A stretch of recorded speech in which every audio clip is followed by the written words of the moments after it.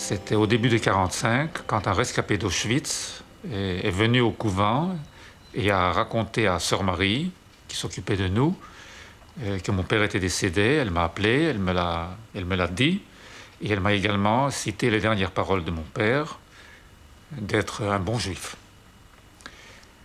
Et c'est comme ça que je sais que mon père est décédé à Auschwitz, 2 semaines environ avant la libération d'Auschwitz. Et pour ma mère, je n'ai absolument rien.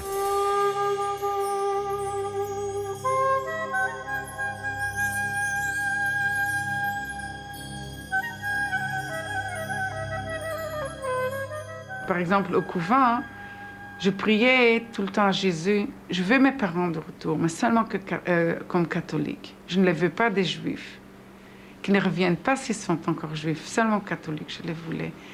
Et quand je pense à ça, quelle impression tout ça a fait sur moi à cet âge-là, hein, c'était...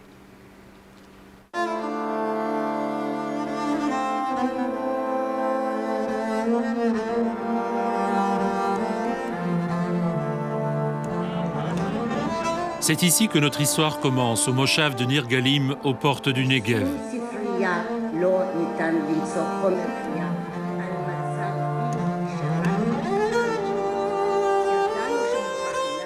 Ces hommes et ces femmes qui, pour la plupart, ne se sont plus vus depuis 50 ans, partagent le même passé. Ce sont tous des enfants cachés. Cachés en Belgique par des parents qui ont voulu les soustraire à la barbarie nazie. Aujourd'hui, chez nous, les seules traces qu'il reste d'eux, ce sont ces registres des étrangers.